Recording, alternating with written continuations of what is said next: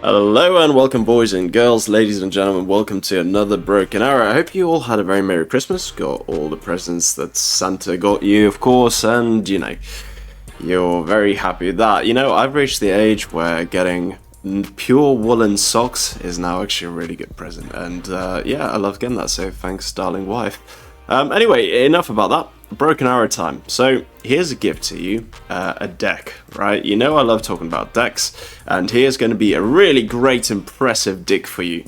So it's got nothing to do with the M60, apart from I think it's a beautiful tank. Look at it. It's very ugly, but it's also beautiful, which is kind of weird.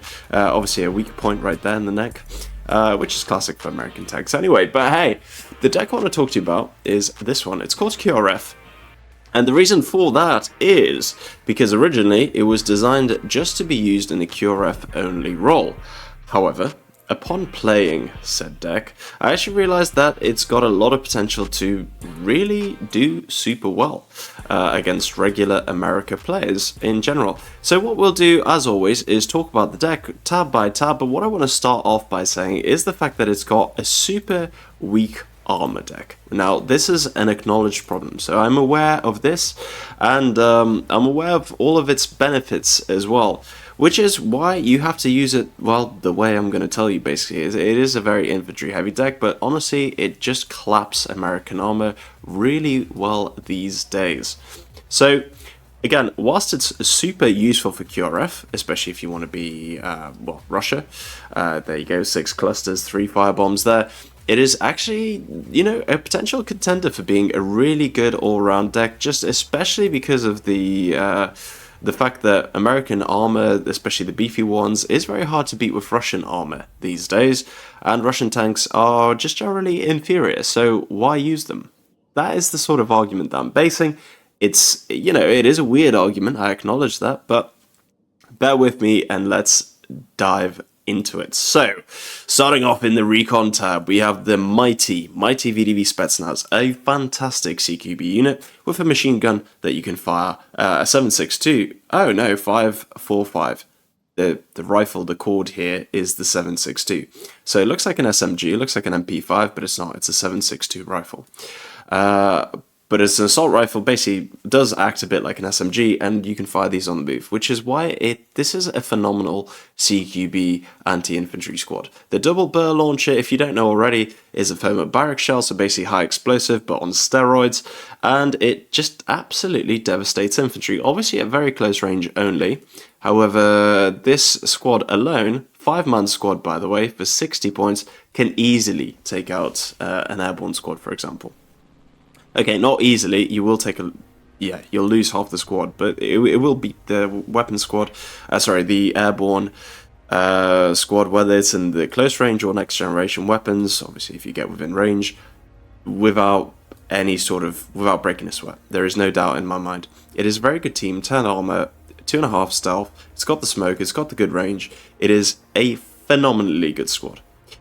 And I'll quickly talk about the Typhoon VDV, one of my favourite vehicles. The only reason that I don't have more of them is because the BTRs are basically the same, but do the job much, much better. But yeah, let's quickly talk about this Typhoon VDV. It is just a speedy, cheap vehicle for picking up pilots. Basically, that's all it is. I don't really use it because it's only got 5 seats. Again, the BTR does the job better with 8 seating capacity, so you can get a sniper squad in there as well. But essentially, if you do wish to upgrade it, so yeah, see, the difference is 15 points, right, between the Typhoon and the BTR. However, you get more health, so you can survive a Hellfire shot, unlike the Typhoon.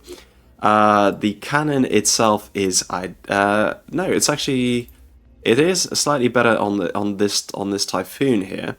But obviously, yeah, there you go. You get your Conquerors, you get the better armor, and yeah, essentially it's just a much better option. So this is why this remains as a 50. This 50 cal is still pretty good. This cord is great. Little rescue vehicle more than anything. Now, the VDV Spetsnaz, like I said, is fantastic. However, it's even better when it's paired with the likes of the VDV Razvedka, which on its own, the stats aren't great. So 8 armor is decent. Most VDV and paratrooper American airborne troopers have 8 armor, which is nice. 8 armor is good, but it's nothing special. What is special is the fact that these AKs are the harder hitting ones. So again, 7.62 AK is great. VSS, which is a 9mm. By the way, it's a subsonic round. It's really cool. If you watch Forgotten Weapons, then this is a great video about this thing. A subsonic round, but obviously it's 9mm, so it is a big bullet. For people who don't know, pistol bullets are actually bigger than rifle bullets in terms of diameter in general. However, they have lower velocity, so yeah, hence the lower penetration. 7.62 and 5.56 have similar stats in reality, so at long range though it does have lower penetration due to the larger caliber, so yeah, harder to get free stuff. Anyway, enough about technical weapon knowledge. I am in the military, as I'm sure some of you already know. What is great about this is the RPG-7 D3. Now, I don't know what D3 actually means, apart from it's a heat shell. So, 9 damage is bloody brilliant, mate, I will tell you. 9 damage is really good, because most RPGs, let's just quickly have a look at the VDV, the Shah here. It's 8.5. Now, it's not the biggest difference. Again, look at the penetration, much higher damage. It just hits harder, and it works better, and it's a really good shell. I'm not sure if it's meant to be a tandem warhead or something. I mean, it looks like it should be. But essentially, yeah, the heat shell just goes through vehicles and does a lot more damage to them. So it is a very, very good RPG right there. So when you pair, back to the original point, when you pair the VDV Spetsnaz and the Razvedka together, again, that's 60 plus 70, 130, that's 10 men with a lot of firepower. Again, these guys are really good at close quarters as well. As we've mentioned, the AKs do a lot of damage. You got the underbarrels as well, so yeah, they do great as well. So pair those guys up, you're in for a treat. Now, the only problem is transporting them, because 10's an awkward number for Russia. But that's where you get the Kamaz VDV. Again, 14 seats, and you bring in supply. So there you go, you bring those two guys in, potentially a sniper squad if you wish. I don't believe I've got any 4-man squads in here. Let me just double check. No, I do not. Okay, so yeah. Those two together with supply in one of these speedy Kamazes, happy days. Let's talk about other stuff. Snipers, cool, they're the suppressed snipers. You never need to upgrade them because you lose your stealth capability. Yeah, laser designator, it does what it's for backline sneaky beaky stuff. Any questions? No? Great, let's move on. Orion, right, this is actually something I need to fix really quickly, because the Orion for me is a backline clearing vehicle. However, why do that when you can essentially use a 4-post? What's newer, a 4-post or a Corsair? Corsair looks newer, doesn't it? It looks a bit more jazzy. Why don't we stick that in with the upgraded sensors? There we go, yeah. 2,400 range. I'm slightly over budget, I'll get to that later. Essentially, at low altitudes for clearing back lines, this thing is better than this, which might surprise you because this does obviously have a higher range. Low altitude range, 3,200. What's this? 3,200. So it does the exact same job at low altitude. What about ground?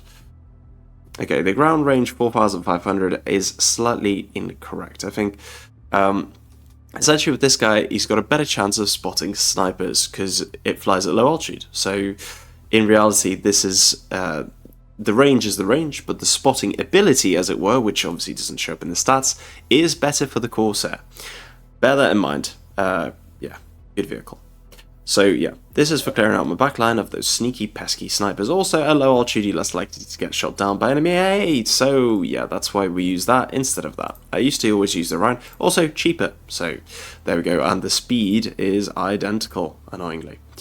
Cool. Kozliks, right. The mighty, phenomenal OP unit that is the Kozlik. Yeah, this is a phenomenal, underrated, underappreciated, fantastic vehicle. Now, the best part about this is it travels at 130 kilometers per hour, which is what, top of my head, 50 miles is 80 kilometers. So divide by that by, well, 2, I suppose. It's about 70 miles an hour, give or take. Somebody else can look up the maths for me. This thing is great. This machine gun hits well. It's a very good machine gun. It can do a lot of damage to helicopters. And essentially with the speed that it's traveling, RPG and underbarrels will miss it, which is great. This means that unless you get like, you know, obviously a tank or kinetic weapons used against you, you're not going to get hit by launches. You will still get hit by a tow missile, etc. But in the back line, do we expect to see those? No, we do not. So brilliant there.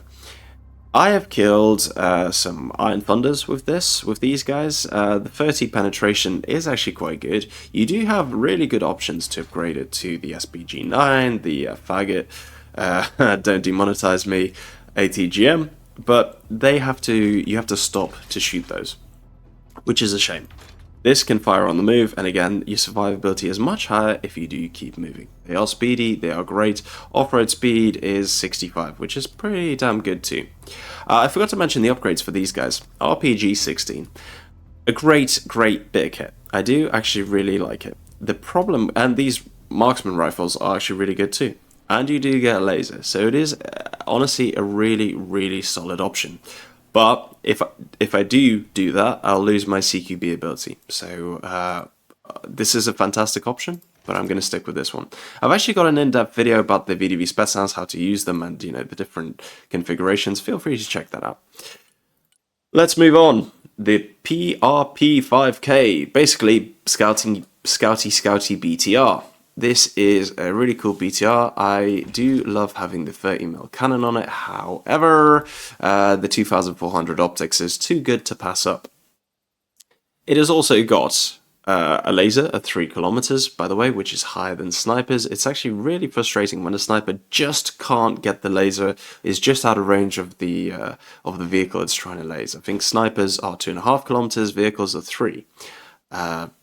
Yeah, so that's essentially why I have it. It's does the same job as the snipers, but it's a bit more survivable. Obviously, again, with 16 health, it means it can take at least 2 hits, and it can smoke out, which is also quite a useful feature. The VDV snipers cannot do that. And you can obviously move quite quickly, which is useful, which is really useful. These guys are great. You stick them sort of far back, but not too far back. Let them spot the battlefield for you, and if anything, you just smoke and bug out, repair, get back in the fight. GRU, Spetsnaz GRU, one of my, it is the ultimate Recon squad. It is the best squad, one of the best squads in the game, and that is reflected by its, well, being the most expensive squad in the game as well.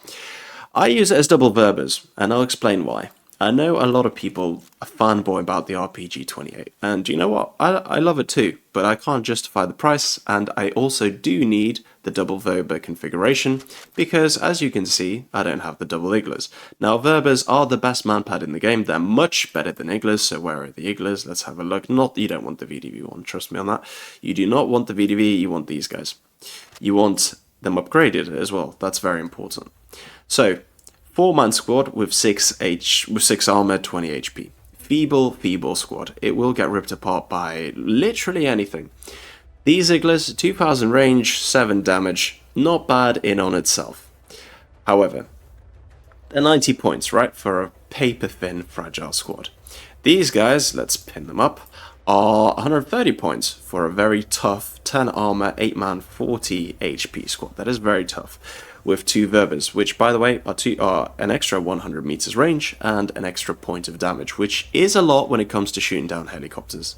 This means this can pretty much 2 or most likely 3 shot things, whereas this can more consistently 2 shot things, which is a huge difference, and for the sake of 40 points, it is absolutely worth paying for.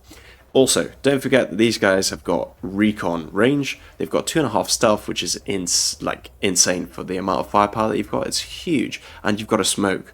So for 40 points, all these perks. Oh, don't forget the 6 AKs, the 2 VSS rifles, and the 2 noob tubes. That is a lot of damage. You can again decimate a lot of infantry squads with just these guys.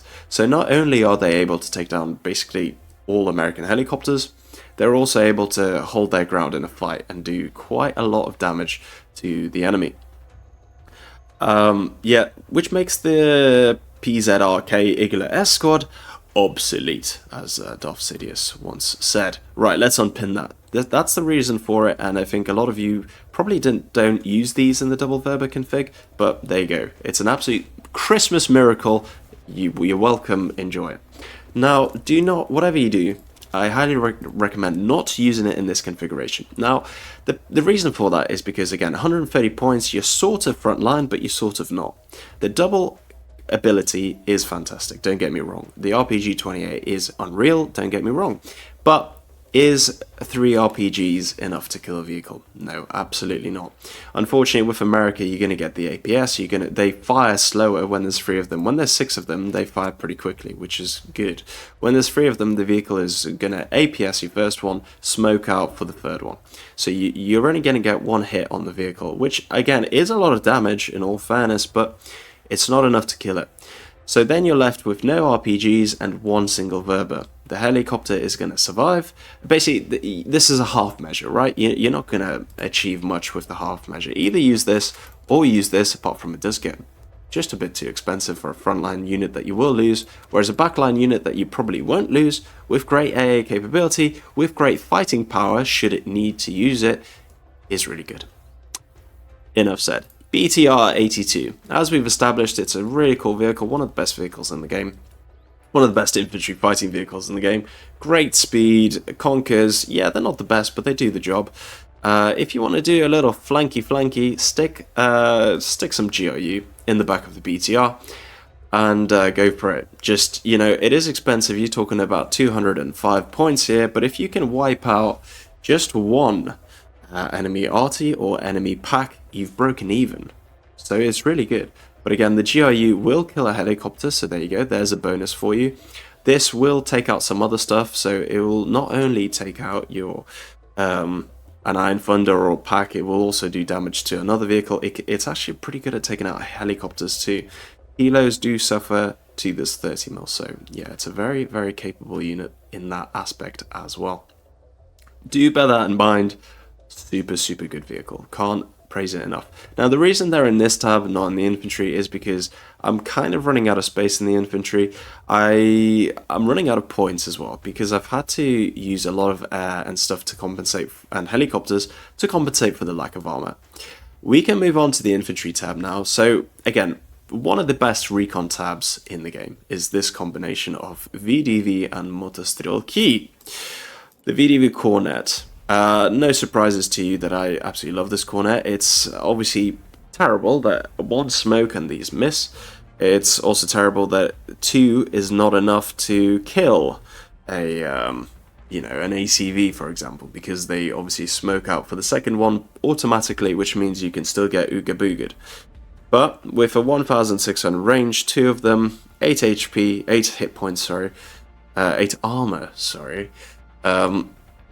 it does still work well. For 90 points, it's a lot of bang for your buck.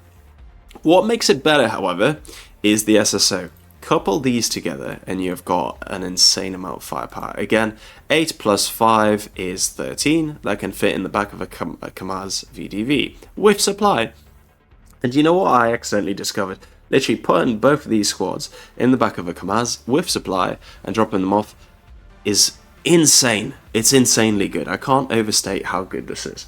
So, obviously everybody knows that the SSO is a wonderful, amazing long-range squad with a really good HE missile that it fires, which is great against infantry, but it's also really good against lightly armoured vehicles, which is a lot of the Ooga Booga stuff that is coming towards you. So, whilst this on its own won't stop it, put these two together and you're actually going to do a lot of damage. A lot of really good, effective damage.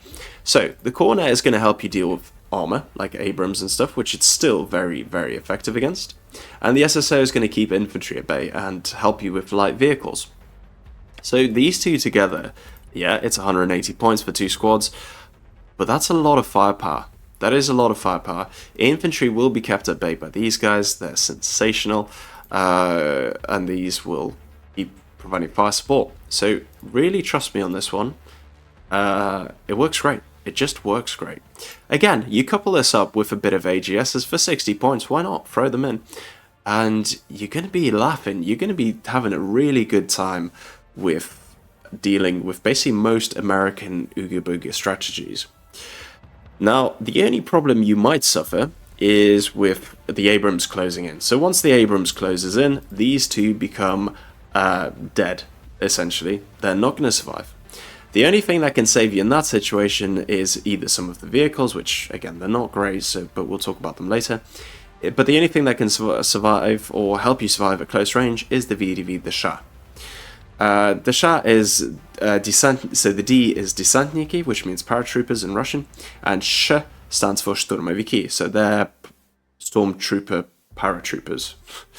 Oh, para stormtroopers. There we go. That's a good way to translate it.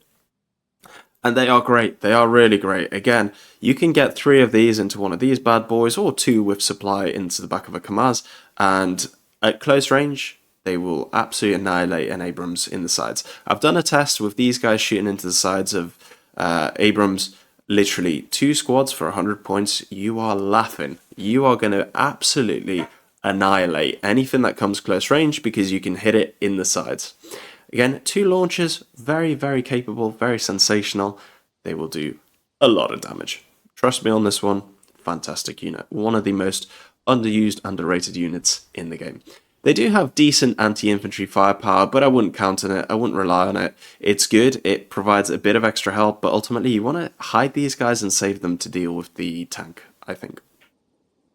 Let's quickly talk about the PTO Metis. Now, double launchers are the way forward for Russia. You can't survive, even though this is a better launcher on its own, you can't survive for the same price. You can't survive as Russia with a single launcher. You have to have them doubled. Now, the Metis is an interesting one. It is one of the worst launchers in the game just on its own. However, obviously getting 2 of them is a huge advantage. You also get a fairly decent squad, so 40 health, again 8 man, 6 armor is not great, but a machine gun does help out, to be fair. The PKP is, where is it? There it is. Beefy machine gun is actually kind of decent at providing some extra fire support. The thing this helps you deal with is, again, extra set of missiles just to trigger APS, just to keep doing damage to modules, etc. against tanks. If you put it in the flank, like, when you shoot the side of an Abrams, there is almost no difference between this and this. You are going to penetrate it fully, and you're going to do 9 and 12 damage. Yes, 12 is bigger, but ultimately you still need 2 shots to kill. So in the sides, you can afford to throw these. Whilst this is obviously a front-on, far away sort of launcher, this guy you can afford to risk putting into the sides with its fairly decent firepower. I mean, it's pretty weak overall, but it's okay. It's not the worst. And try to get some side shots. What else is this really good for? It's really, really good for dealing with bookers. Booker spam is annoying. It's very hard to deal with. It's very effective. But again, if you just get more launches, more double launches, you are going to actually do quite well at keeping them at bay. Remember, the range 800 meters is pathetic, to be quite frank. And essentially, you should use these every day over these.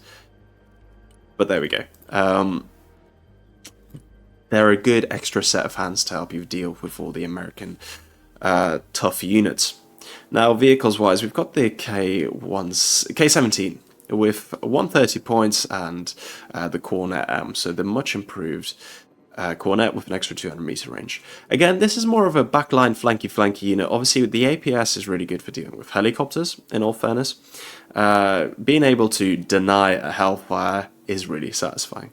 And essentially, I sort of appreciate that my lack of armor does need compensating for, which is why I've got quite a good amount of ATGMs. It's sort of, you got to know your decks, and this is, the weakness that I've got with the lack of good armor is being compensated for by the abundance of ATGMs and ATGM-styled vehicles. Now, the K17, again, is really good for putting into flanky positions. It's also, well, it swims, which is good. It's amphibious, but essentially, it's also very good at doing the backline flanky stuff, just like the BTR 7082. Jesus. Sorry, it's still kind of early. It's the 26th, and the time is 11:21. Right, BMD4. So everyone loves the BMP3. However, the BMD4 is essentially a similar vehicle that's, it's just a similar vehicle. It does the BMP3 role, this. It's not as good, but it works. I am still testing it. I'm trying to get more used to it, get more familiar with it, but essentially it's a worse version of a BMP3M. But nonetheless, 5 men in the back. Again, it's not 7. And it's a decent vehicle overall. Where did the men go? Do they jump into these bits? Where are the doors? Oh, in here? That is a tight squeeze. I've been in the back of infantry fighting vehicles. They're very tight, but this is going to be extra tight. You only want a squad, a platoon of very short infantrymen to get in the back of that. I'm 6'2". I would probably not fit, especially when you think about helmet, bag, weapon, etc. Armor. This is a really cool vehicle too. It's a bit of AA, pretty decent AA, I would say. It's got decent, again, 16 health points. For Russia, you want your vehicles to be above 15, so you want them to be at 16, so you can survive 2 Hellfire hits. This vehicle does that. It also provides decent firepower to infantry. This really helps you fight infantry. Infantry in the open is going to get absolutely clapped by these guns. These Iglas aren't as good as the Verbers. There's only 4 of them, which is the biggest disappointment. When you've got such a big vehicle, surely you can take quite a few more missiles, but no. Yeah, it is actually a decent vehicle. Again, 15 men, so you can take 3 of these guys, which is why I've got 6 of them, by the way, because, well, 2 times 3 is 6. Cool. Any questions, let me know in the comments below. If you think I should change something, I'd also like to hear it, because whilst I think I'm pretty amazing at the game, I'm definitely not the best player in the world. Right, okay, time for the really embarrassing set of vehicles. Right, the Cornet is upgraded. Now, the Cornet, I know I've said I need an abundance of ATGMs, which is what this sort of provides. You could upgrade it, so you just have more launches, but you sacrifice a bit of firepower and a bit of range. Essentially, the whole purpose of this guy is to actually shoot at infantry. Again, when you upgrade it, you don't gain any extra HE missiles. So it's a bit like the SSO, this guy. Same launcher, but he has both types of ammunition. It's also going to obviously fire against vehicles, which is good. And like I said, we need to compensate for the lack of any reasonable armor with more Cornets. So there we go, that's what we're doing. I've up-armored it, just because, again, we're getting that magic 16 number from 14, and that's the reason I've up-armored this as well. You don't actually need to upgrade the gun on the Sprut at all, really. The firepower that you get is marginal, is a marginal increase. You still get the heat shells and the HE shells, they're unchanged, so you don't need to spend the extra 20 points. As you can see, it takes me over budget, and you do want, I mean, Spruts are just a bit of extra firepower that can help you defeat Booker spam, because again, for the price of 2 Spruts is 1 Booker. And yeah, essentially you still get the ATGM missiles, which again, like we keep saying, is what you need to compensate for the lack of serious armor. Very short vehicle tab. I hope I explained it pretty well. Again, this Cornet, remember, is you can upgrade it if you want to spit out more missiles for the same amount of time. But I just want this guy to shoot infantry, and also you get the better Cornet and the better optics. Support! Right, Russian AA is broken. We all know this, it's very frustrating. I hope they fix it soon. I do wonder if there's a big difference between, like, is it really worth upgrading? I think the missile does seem to work better. It's the same speed and actually resupply quicker with the cheaper missile. It's the same stats apart from slightly less range. They're both semi-active, so I do wonder if you should just keep your favorite on 200 points. I don't know. When it comes to shooting down American air power, I do want every advantage I can get without having to switch my radar on, which is why I have chosen to upgrade it. But I don't really know these days. I think Russian anti-air is so broken that, yeah, I don't really get it. Let's move on, because this is a sore subject for many Russia players. The Osa. The Osa is actually a really, really good bit of kit. It is actually fantastic. A bit underrated. It is obviously weak, and people do treat this... I think people are a bit more liberal with how they position this thing. You should absolutely have it in the forests and in hidden positions, because whilst these missiles are great and they do a lot of damage, potentially one-shotting some helicopters, it's obviously fragile, super fragile. It also has radar, which is a bonus to range, which is really cool. For 140 points, that's really good short rad. Really good. I also quite like these. Just saying, I like these. That's it. Anyway, Kamaz VDV, fantastic vehicle. Let's make it look a bit better. There we go. We have achieved the purpose. Yeah, that's the best version. Cool vehicle. I've talked enough about it. Ural, a really good vehicle as well. Let's make it look meatier. Nice. Ugly. Cool. It is a fantastic vehicle. It can get 3 8-man squads in the back with a lot of supply. Really cool truck. I don't think I need to say much more. 3 8-man squads, by the way, is 2 SSO and 1 GRU. Pretty useful. Do not upgrade it to this because you massively lose your supply abilities.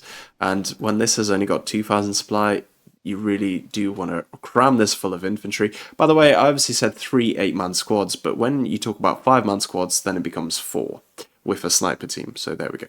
So ultimately, potentially 5 squads.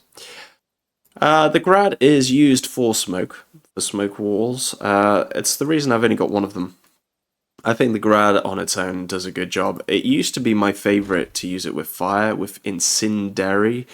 I've always struggled to say this word, I don't know why. High explosive, it's decent, you know, but this does it better. So use the tornado instead. Now, cluster, I wouldn't bother, and this is just, it's become feeble these days. It used to be really good, now the fire extinguishes way too quickly. So for 100 points, why not get yourself a big smoky machine?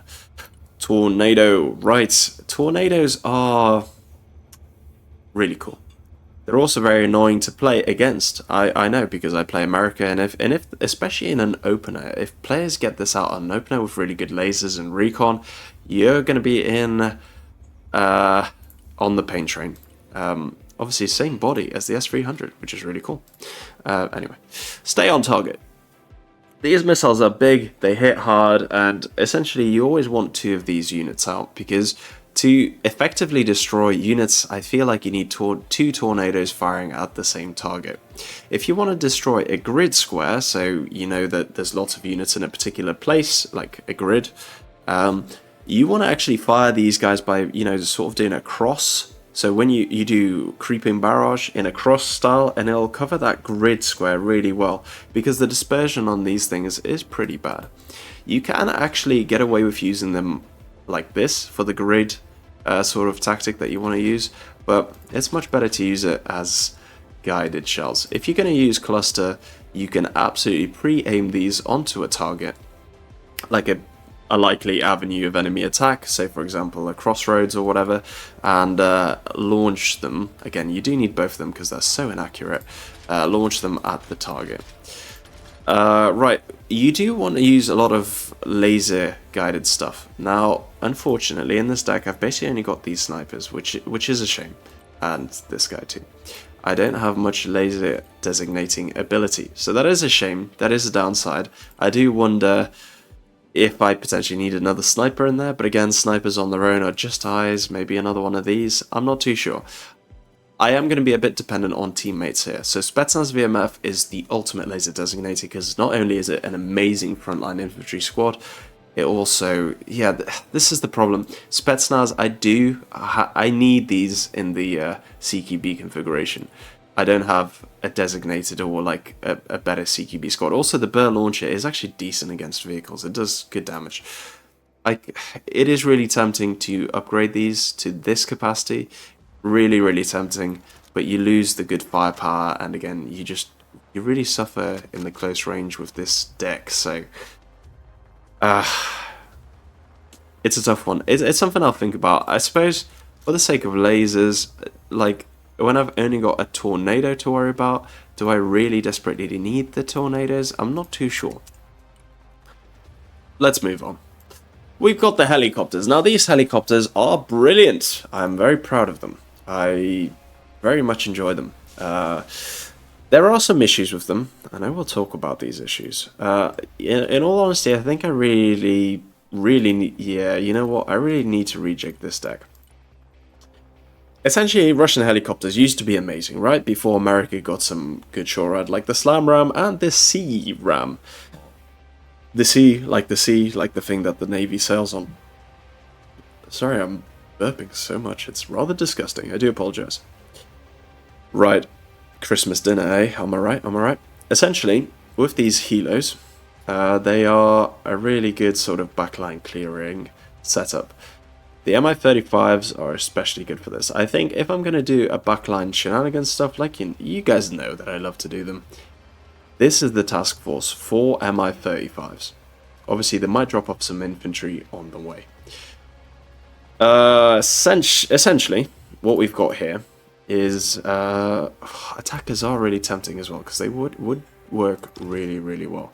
But I kind of want the extra missile firepower, because when you're shooting at backline stuff, it tends to be thinly armored anyway.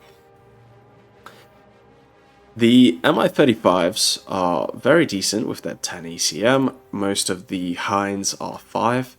They're very decent at clearing out backline stuff, and essentially that's what I use them for. These guns are really good too. They're very, very, very satisfactory indeed. 4 of these helicopters, which is close to 800 points, call it 750, or 700 actually, when you do the maths. You throw 4 of these helicopters into the back lines, yeah, you're going to lose all of them, but hopefully you'll trade well. It is a big hopefully, and I am sort of not convinced that it's the best thing to do anymore, again, especially with the American SHORAD being so effective these days. But give it a go. The more helicopters, the better. They do have equal capacity to deal with the killer eggs that obviously will be brought out. They, yeah, I do struggle to justify these sometimes. But anyway, let's move on. The Ka-52 is still a pretty good helicopter. The Vickers missiles, they're not that impressive. I wish they were top-down attack, but obviously they're not. Attacker missiles just essentially fire slightly slower. I don't think they fire 40 points slower, but there we go. The ripple fire difference between the Vickers and the attacker missiles is marginal. You've got your scouting helicopter, which again I'm not too happy with, but essentially you group it with these guys because you get the extra visibility and extra range. The Ka-52 is actually better in its cheap configuration for that, because by default it has much better optics than the rest of the helicopters. The Mi-28 Ochotnik is a pretty decent anti-helicopter helicopter. Essentially, if you do wish to use it, you're probably actually better off using the Mi-28 Mikhailich, just because it has more ECM. It's only 5% more, but it goes a long way. Your optics are also higher, so yeah, otherwise the stats are basically identical. If you do set it up, you're better off setting it up like this. So 10 points, yeah, Christ, for 10 points you definitely want this version. Right, okay, there we go, that's that sorted. And the cannons, etc., are exactly the same. Do not put Lima missiles on these. Now, again, this is a sore subject for Russian players. Lima missiles are phenomenal. They are really, really good. They're also probably better than the Vickers, but the problem is you get 12 here, and you only get 4 here. And obviously look at the price difference. If you want to do this, which is really expensive, yeah, 8 missiles, you still only got 15% ECM, you are going to get shot down by all the upgraded American AA, or by a fighter, which America, again, has an abundance of. So your helis will get shot down these days, as Russia, so just stick to this anti-helicopter configuration. This is another actually pretty good backline sort of clear tool. You drop off all your infantry or your supply and then send this off on a suicide mission. It's actually quite a decent opening unit. I highly recommend it. It's good. You can even upgrade it a bit further, but this is potentially overkill. But you know what? Overkill it is. I will do this. These missiles are really good. The S-13s are very good just because they pack a harder punch, but 40 missiles is better than 10. So there we go. Let's quickly talk about this helicopter. Again, a bit of a multi-purpose backline sort of throwaway unit. You're obviously seeing a bit of a theme here, where thrown away backline stuff is actually something I quite enjoy doing, and that's because I want to deal with the American MLRS cruise missile and Iron Thunder, and the really good Patriots, etc. So there we go. That's the helicopter tab. I'm not super proud of it, but it is pretty good. It will do the job. Again, this will be a really good opening unit if you choose to use it. Also, these guns absolutely rip apart enemy helicopters, which is why actually I'll put it on this guy as well, just to give him a fighting chance of defeating enemy helicopters should they be foolish enough to close within 900 meters of this helo. Tab. Now this is something I am very proud of. I am very happy with this air tab. It's no surprise that this is Russia's best seed plane. There you go, 4 big seed missiles. This is really cool. I love the Su-24. I also love it in this configuration. These two together complement each other so well that it's just a pleasure to have them. So they're also way more survivable than the Su-34. You might be wondering why I don't have one of these bad boys in, but that is because he has no ECM by default. You have to have ECM pods to get, sorry, 5%, but 5% is useless. You are going to get shot down by the packs. 10%, however, you're going to survive, so it is really useful. These are quite survivable birds, and they're also really cool. Swept wings are cool. I love swept wings. Now, 6 clusters is enough to do the job, and 3 firebombs is actually super painful to the enemy. These firebombs are really good. I used to really enjoy having more firebombs because you get 5 firebombs, and they're huge firebombs. They really cover a large area. They last forever. They're great, but unfortunately, you really do need the 6 clusters to effectively destroy tanks. So, yeah, there we go. Now, on the theme of clearing out backline stuff, we've got the Su-30. Everyone who's watched this video before knows how much I rave about this plane. It is fantastic. It is fantastic because these missiles, by the way, you could put ECM on them. It becomes super expensive, but it will help you not get shot down. Essentially, what you want to do with these guys is don't put 6 missiles on either, because again, it gets way too expensive and you are going to get shot down either way. If you can go low altitude, fire these cruise missiles, which is what they are, at enemy RT or enemy AA, you will do a lot of damage. Again, this is why it's a support tab, because these planes are all fantastic. You don't need the variety, you don't need the other planes. These will absolutely do a really good job. These will, from low altitude, go high altitude, fire the missiles, RTB, and go low altitude immediately with afterburners on. The chance of this surviving, I think, used to be sort of 60-40, because if you destroyed the pack, it would lose its guidance, right? The terminal guidance would stop tracking you if you destroyed the target. So your odds of survival were probably 60-40, 70-30. Now, I think it's more like 40-60. So you're going to survive 40% of the time. So you have to be a bit more careful with how you use these. They are very hard to perfect because essentially you have to queue up the 4 missiles and only press the 4th when you're at the perfect range in the Goldilocks zone, which is really hard to time, especially when you're trying to control an army at the same time. But essentially, if you do pull it off, well, at least you'll be able to destroy some RT and AA, which, yeah, you're going to have a close trade, but the trade is more in terms of the time it takes them to replenish that RT that constantly bombards you, and the time it takes to replenish the AA, giving your other planes a good break. So it's worth it, not in terms of essentially the points trade that you're going to do. By the way, you need 2 missiles per target, so essentially you've got 2 sets of targets, and you have to be accurate with them. They're not that forgiving. So it's not in terms of the actual points difference, but it's in terms of the time that you buy yourself by destroying enemy backline stuff. These will fire before getting shot down, unless the enemy has an abundance of fighters. Now, to deal with the enemy fighters, and to help you spot stealth drones and stealth fighters, etc., is this bad boy. A fantastic plane. It's very cheap, 260 points, and you get long-range missiles for that. So you can afford to have this up in the back, but plenty of fuel as well, by the way, because you get the fuel tanks here. You can get these guys hovering in your back line, spotting enemy planes, etc. for quite some time. These long-range missiles are good. They are actually very good. They will soften up, or at least they'll trigger all the flares nice and early, because the flares start firing as soon as as soon as smoke is in the air, right? So as soon as smoke is in the air, flares will start triggering. All planes only have maximum 15 flares. So the further away you fire away, the more flares are going to be spent before the missile actually gets close to the plane. That's a really good thing to have, and that's what makes this worth it. It means that when your feeble Russian AA fires, it's actually more likely to hit the target. Obviously, it won't because of stealth and DCM, but at least he'll be out of flares, so you'll have to waste less other missiles, again, trying to hit that target. 9 kilometers is a good range. The R-77s are probably better missiles, arguably, but obviously you have to be within 7 clicks to actually hit something. So there we go. That's why you have the Su-35.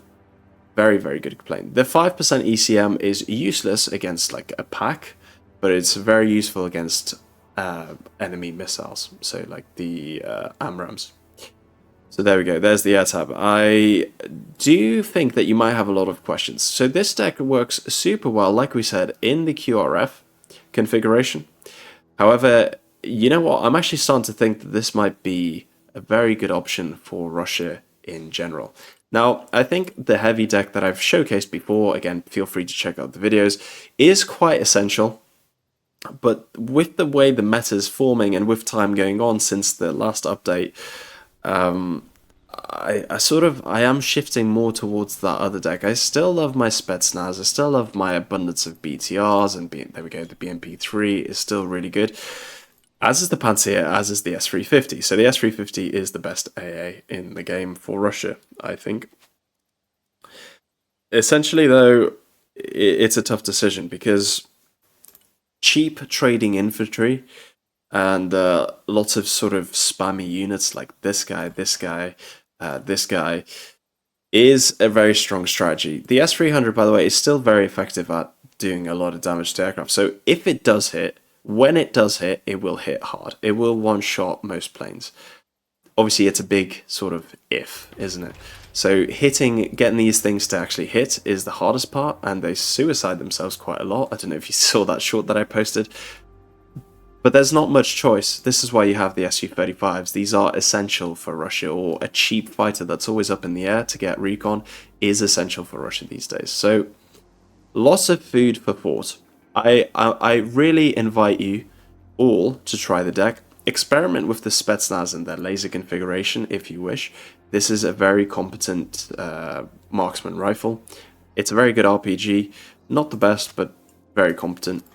Unfortunately, at range, it will miss at 700 meters. But if you can sneak these guys into the back line, you can potentially do a lot of damage to enemy backline stuff with just a Spetsnaz squad, which is quite useful. I don't know. It's a very tough call to make. Right, but I'll stick to the Burrs for now. As time goes on, I might swap them. So yeah, anyway, as I was saying, with Russia, it is very tough to play sometimes. And don't get me wrong, my recent win rate's not been too bad. I've only lost one game with Russia. Again, using the heavy deck, it is very competent. Having the cheap units and having the cheap tanks is still very essential as Russia. As you can see, there's a lot of similarities between that deck and this one. Especially with the air tab, for instance, and the sort of the infantry with the cornets and the PTO metas. There we go. You can't get double cornets, but I would otherwise. I hope you have enjoyed watching this video. There's a lot of food for thought. Oh, super cool vehicle, by the way. There's a lot of food for thought here, and there's a lot to sort of digest. There's a lot of decks I've had, and there's a lot of decks that I'm making as Russia, because there's just... I don't know what the absolute best possible version is. This is a tried and proven, really amazing deck. Again, all of these deck files, by the way, are on my Discord, so feel free to check it out, join it. The link's in the description, and you can download the deck straight in there. But I really enjoyed using this, and I think you are going to be very susceptible to arty spam with all your infantry, etc. But if you sort of try and keep your units at range, or again, if you do just play the QRF role with a front line of these guys just holding back and trading effectively well against American units, then this is absolutely the deck for you. Thank you so much for watching. Enough from me. Hope you have a merry festive period. Obviously, Christmas has come and gone, but there's New Year's Eve to look forward to in 6 days. So yeah, let's get absolutely blasted. Thanks for watching. See you next time. Bye-bye.